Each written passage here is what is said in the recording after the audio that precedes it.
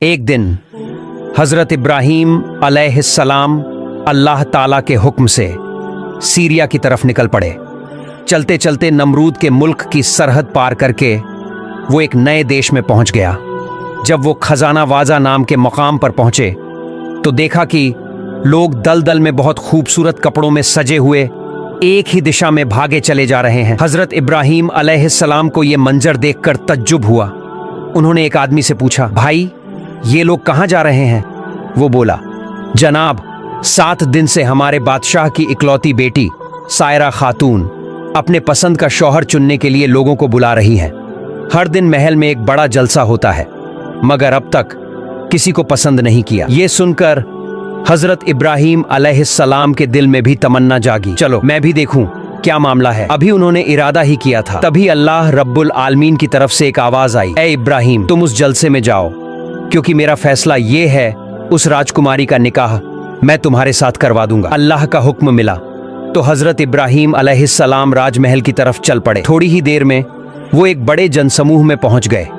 इतनी भीड़ कि आगे तो क्या बीच में भी जगह नहीं थी, तो उन्होंने पीछे जाकर एक खजूर के पेड़ के नीचे खड़े हो गए। फिर थोड़ी ही देर में बेहद हसीन नूरानी चेहरा लिए राजकुमारी सायरा खातून अपनी सहेलियों के साथ मंच पर आई। उसके हाथ में था हीरे मोती से जड़ा एक ताज। वो एक एक करके हर आदमी को देखने लगी, मगर किसी पर उसकी नजर नहीं ठहरी। आखिर में वो पीछे की तरफ आई और अचानक उसकी नजर रुक गई। हजरत इब्राहीम अलैहिस्सलाम, क्योंकि उनके माथे पर चमक रहा था नूर मोहम्मदी सल्लल्लाहु अलैहि वसल्लम, ऐसा नूर कि पूरी महफिल रोशन हो गई। सायरा खातून की नजर बस उसी नूर पर ठहर गई। उसकी सांस थम सी गई और फिर कदम दर कदम वो हजरत इब्राहीम के सामने आकर रुक गई। यहीं से शुरू हुई एक पाक और मुकद्दस कहानी जिसे अल्लाह ताला ने खुद तय किया था। इब्राहीम अलैहिस्सलाम के माथे पर जो नूर था, उस नूर की चमक देखकर राजकुमारी सायरा जैसे मोहित सी हो गईं। उनकी नजरें बस इब्राहीम अलैहिस्सलाम पर ही टिक गईं। कुछ पल यूं ही उन्हें देखती रह गईं और फिर अचानक उन्होंने अपने हाथों से मोती मुक्ता जड़ी शाही ताज उठाई और धीरे धीरे मुस्कुराते हुए वो ताज इब्राहीम अलैहिस्सलाम के सर पर सजा दिया। जैसे ही ताज उनके सर पर रखा गया, पूरा दरबार तालियों की गूंज से भर उठा। हर तरफ से आवाजें आने लगीं, मुबारक हो, मुबारक हो। राजकुमारी की सहेली और पहरेदार दौड़ते हुए आए और राजकुमारी के हुक्म से इब्राहीम अलैहिस्सलाम को उठाकर गुस्ल खाने की तरफ ले गए ताकि उन्हें राजसी अंदाज में सजाया जा सके। कुछ ही देर में खबर राजा तक पहुंची कि उसकी इकलौती बेटी राजकुमारी सायरा ने अपना बर चुन लिया है। यह सुनते ही राजा का चेहरा खुशी से चमक उठा। उसने तुरंत ऐलान किया, जल्द से जल्द राजकुमारी सायरा का निकाह करवा दिया जाए। हुक्म मिलते ही हर तरफ दावत भेज दी गई। राजमहल लोगों से भर गया। गायक, बाजे, रसोइये सब अपने अपने काम में लग गए। राजमहल के कोने कोने में रौनक ही रौनक फैल गई। और फिर हजरत इब्राहीम अलैहिस्सलाम को शाही लिबास पहनाया गया। वो तो वैसे भी अपने जमाने के सबसे खूबसूरत इंसान थे, लेकिन जब उन्होंने वो राजसी पोशाक पहनी तो उनकी रोशन सूरत और भी नूरानी लगने लगी। लोग दंग रह गए। ऐसी सूरत तो शायद आसमान से कोई फरिश्ता ही लेकर आया हो। हर जुबान से बस एक ही बात निकली, राजकुमारी सायरा ने तो सच में अपने लिए लायक बर चुन लिया है। थोड़ी ही देर में राजा ने दोनों को एक सुनहरे सिंहासन पर बिठाया और दरबार के सब लोग झुककर सलाम करने लगे। फिर पूरे मुल्क में खुशियां फैल गईं। ढोल, नगाड़े, नाच गाना, पूरा महल जैसे खुशी से कांप उठा। जब सब थम गया तो राजा के हुक्म से एक मुस्लिम आलिम को बुलाया गया और उनके हाथों हजरत इब्राहीम अलैहिस्सलाम और बीबी सायरा का निकाह अदा हुआ। क्या ही शानदार महफिल थी वो। हर तरफ खुशबू, रोशनी और दुआएं। इसके बाद इब्राहीम अलैहिस्सलाम राजकुमारी के शौहर बनकर उस पूरे राज्य में इज्जत और सम्मान के मालिक बन गए। हर वक्त उनके चारों तरफ नौकर चाकर, गुलाम और दासियां हाजिर रहते, उनके हुक्म का इंतजार करते रहते। कुछ साल इसी आराम और सुकून में बीत गया। फिर एक दिन अल्लाह रब्बुल आलमीन के हुक्म से जिब्राइल अलैहिस्सलाम हाजिर हुए और बोले, ए अल्लाह के नबी, आपको आपका रब हुक्म देता है कि आप सीरिया, शाम की तरफ हिजरत करें। जब हजरत इब्राहीम अलैहिस्सलाम ने जिब्राइल अलैहिस्सलाम की तरफ से वही की आवाज सुनी तो उनका दिल बेचैन हो उठा। नबूवत की जिम्मेदारी निभाने का जोश उनके अंदर उमड़ पड़ा। उन्होंने फौरन अपने ससुर राजा साहब के पास जाकर कहा, ऐ बादशाह, मैं कोई आम इंसान नहीं हूं। मैं अल्लाह की तरफ से भेजा गया नबी और रसूल हूं। मेरा मकसद ये आराम और ऐशो आराम की जिंदगी नहीं, बल्कि भटके हुए लोगों को अल्लाह का रास्ता दिखाना है। मेरे रब ने मुझे हुक्म दिया है कि मैं यहां से निकलकर सीरिया शाम की तरफ हिजरत करूं। राजा ने जब ये बातें सुनी तो वो खुशी से मुस्कुरा उठे। उन्होंने इब्राहीम अलैहिस्सलाम को रुखसत की इजाजत दी और दुआओं के साथ कहा, जाओ, अल्लाह तुम्हारे साथ हो। फिर इब्राहीम अलैहिस्सलाम अपनी बीवी सायरा और 2 पहरेदारों को साथ लेकर सीरिया की तरफ रवाना हुए। कस्बा दर कस्बा, बस्ती दर बस्ती, शहरों को पार करते हुए वो धीरे धीरे सीरिया की ओर बढ़ते जा रहे थे। 1 दिन और 1 रात की सफर के बाद वो मिस्र की सरहद पर पहुंच गए। वहीं कुछ लोगों से उनकी मुलाकात हुई। उन लोगों ने उन्हें देखकर कहा, आप लोग कहां जा रहे हैं?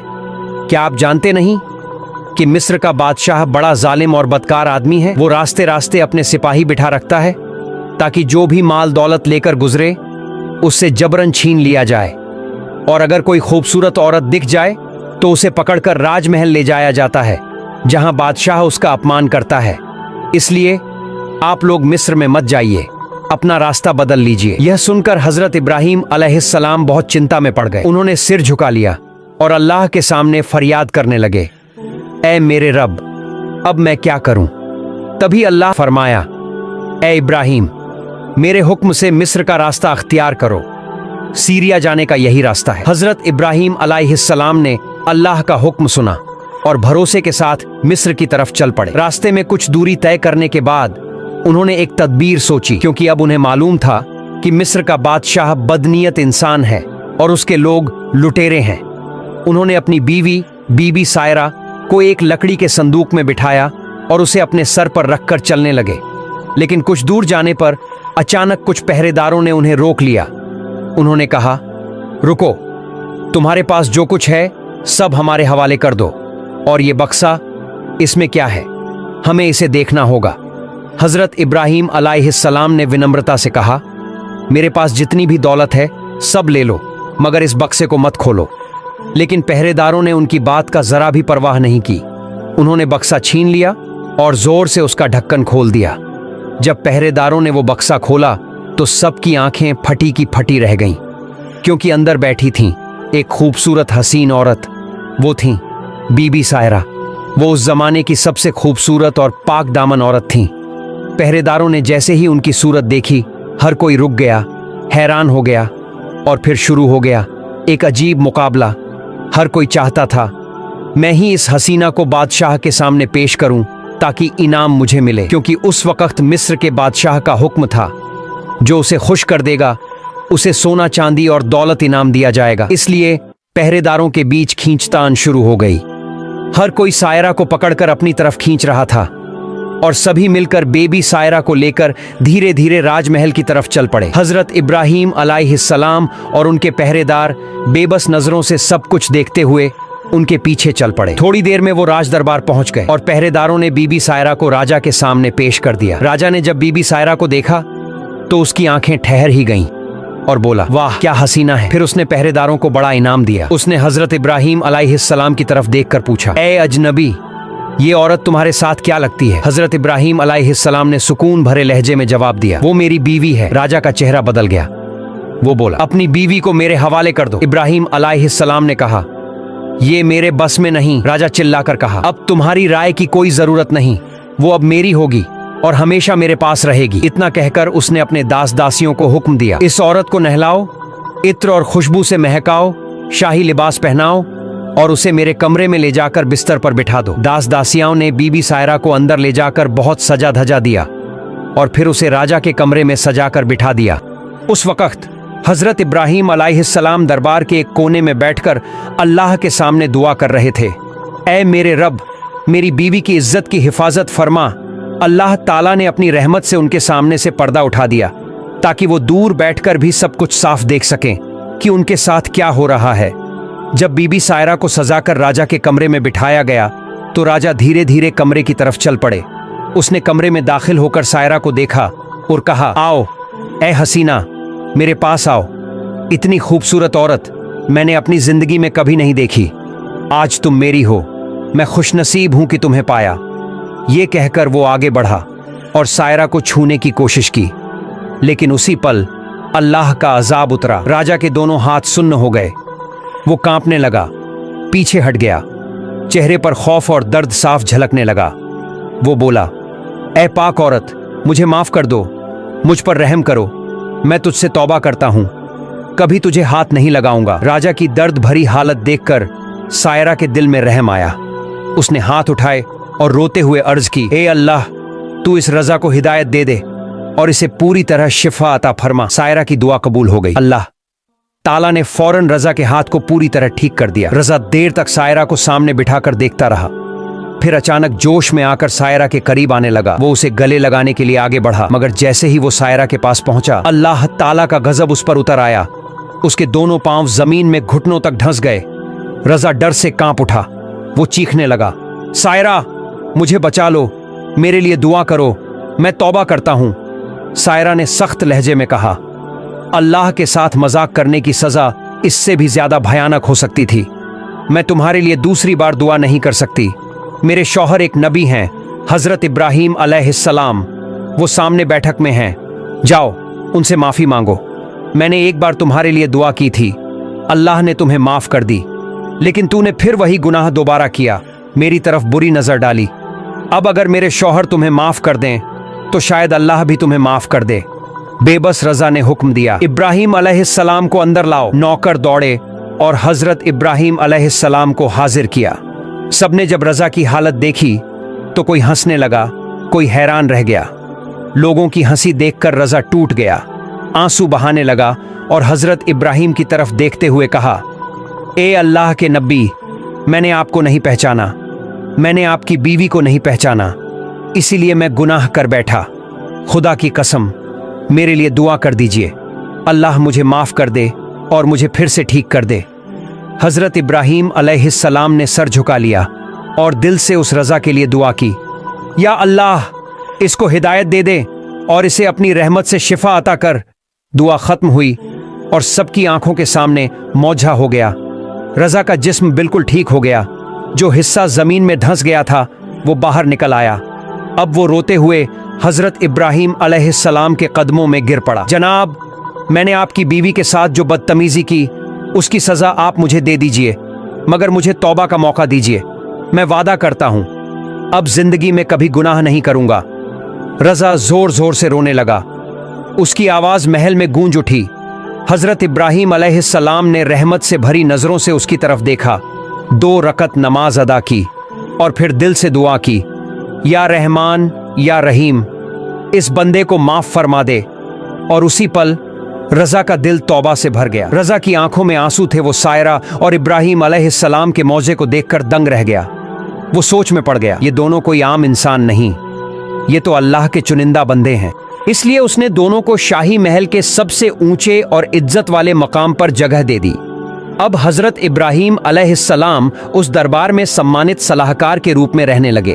उन्होंने सोचा, अगर इस बादशाह को पूरी तरह इस्लाम की तालीम दे दी जाए तो उसके जरिए पूरे मिस्र में इस्लाम का पैगाम फैल सकता है। इसलिए इब्राहीम अलैहिस्सलाम ने अल्लाह ताला से इजाज़त मांगी कि कुछ वक़्त के लिए वहीं रहें, और अल्लाह पाक रब्बुल आलमीन ने अपने नबी की दुआ कबूल कर ली। फिर वो मिस्र के शाही महल में और कुछ दिन रहने लगे। बादशाह को सल्तनत के अहम मसलों पर नसीहतें देने लगे। उन्होंने कहा, राज्य में जुल्म, भ्रष्टाचार, नाइंसाफ़ी और अपहरण हमेशा के लिए ख़त्म कर दो। अल्लाह के कानून के मुताबिक इस मुल्क को चलाओ। बादशाह उनके इल्म और रहमत भरे किरदार से इतना मुतासिर हुआ कि उसने अल्लाह के दरबार में शुक्र अदा किया और इस्लाम कबूल कर लिया। धीरे धीरे पूरे मिस्र में लोग हजरत इब्राहीम अलैहिस्सलाम के हाथ पर इस्लाम कबूल करने लगे। ला इलाहा इल्लल्लाह की सदाएं गूंज उठीं। फिर एक दिन जब मिस्र में इस्लामी हुकूमत कायम हो चुकी थी, हजरत इब्राहीम अलैहिस्सलाम बादशाह से मिलने तशरीफ लाए। उन्होंने नरम लहजे में कहा, ए बादशाह, अल्लाह पाक रब्बुल आलमीन का हुक्म है कि अब मुझे रवाना होना है। अगर आपकी इजाज़त हो तो मैं शाम सीरिया की तरफ सफर करना चाहता हूँ। बादशाह ये सुनकर उदास हो गया और कहा, ए अल्लाह के नबी, मैं आपकी रहमत और आपकी भलाई कभी नहीं भूल सकता। मैं आपको एक तोहफा देना चाहता हूँ। फिर उसने अपने खास लोगों को हुक्म दिया, हाजिरा को महल में लाओ। थोड़ी ही देर में बीबी हाजिरा को हजरत इब्राहीम अलैहिस्सलाम और सायरा के सामने पेश किया गया। बादशाह ने आदर से कहा, ए अल्लाह के नबी, आपने मुझ पर जो रहमत और हिदायत की है उसके शुक्राने के तौर पर मैं ये पाक दामन औरत आपको तोहफे में पेश करता हूँ। प्यारे दर्शकों, यहाँ ये जान लेना ज़रूरी है, यही हाजिरा आगे चलकर वो मुबारक खातून बनी जिनके घर में हजरत इस्माइल अलैहिस्सलाम का जन्म हुआ और जिनकी याद में सफ़ा मरवा की सई और जमजम का इतिहास बना। इसी हाजिरा की नस्ल से हमारे प्यारे नबी रहमतुल्लिल आलमीन हजरत मोहम्मद सल्लल्लाहु अलैहि वसल्लम तशरीफ लाए। असल में बीबी हाजिरा कोई साधारण दासी नहीं थीं, वो एक उच्च वंश की शरीफ औरत थीं, मगर उस जमाने में जंग में हारने वाले मर्द औरतों को गुलाम और दासी बना लिया जाता था। किसी जंग में जब उनके कबीले को शिकस्त हुई तो हाजिरा और उनके लोग कैद होकर मिस्र के बादशाह के कब्जे में आ गए और वहीं से अल्लाह की मशीयत से वो नबी की अजीज बीवी बनी और इस्लाम के इतिहास में अमर हो गईं। और इसी तरह उस सिलसिले में हाजिरा ने अपनी आज़ादी खो दी और वो एक बांदी के रूप में जानी जाने लगी। इसके बाद हजरत इब्राहीम अलैहिस्सलाम ने हाजिरा को बतौर तोहफा स्वीकार किया। फिर उन्होंने बादशाह से एक इल्तिजा की। उन्होंने कहा, ए अजीम बादशाह, चूंकि अब मैं मिस्र छोड़कर शाम सीरिया की तरफ रवाना होने वाला हूँ, मेरे दिल चाहता है कि रवाना होने से पहले मैं इस मुल्क के लोगों को कुछ आखिरी नसीहत देना चाहता हूँ। बादशाह ने ये बात सुनी और फौरन पूरे मुल्क में ऐलान करवा दिया, एक खास दिन तमाम लोग, खास तौर पर रईस, अमीर और बड़े बड़े अफसर एक मैदान में जमा हों जहां अल्लाह के नबी इब्राहीम अलैहिस्सलाम उनसे खिताब करेंगे। फिर वो दिन आ पहुंचा। पूरा मिस्र सिमट आया उस मैदान में। हर तरफ भीड़, सन्नाटा और रूहानी एहसास छाया हुआ था। जब हजरत इब्राहीम अलैहिस्सलाम मंच पर तशरीफ लाए तो चारों तरफ सन्नाटा छा गया। उन्होंने अपना हाथ आसमान की तरफ उठाया और बोले, ऐ लोगो, अल्लाह ताला से डर कर रहो। जुल्म, नाइंसाफी, लालच, इन सब से दूर रहो। अल्लाह ही सब कुछ देने वाला है, उसी पर भरोसा रखो। उनकी आवाज में ऐसी रूहानियत थी कि मैदान में बैठे हर शख्स की आंखें नम हो गईं। लोगों के दिल कांप उठे। हर जुबान से निकला, हम वादा करते हैं ए अल्लाह के नबी, हम जिंदगी भर इस्लाम के रास्ते पर कायम रहेंगे। जब ये रूहानी मजलिस खत्म हुई, हजरत इब्राहीम अलैहिस्सलाम ने सजदे में झुककर अल्लाह ताला का शुक्र अदा किया और बोले, ऐ मेरे रब, तूने अपनी रहमत से इन लोगों के दिलों में रोशनी भर दी। फिर वो धीरे धीरे बादशाह के साथ महल की तरफ रवाना हुए।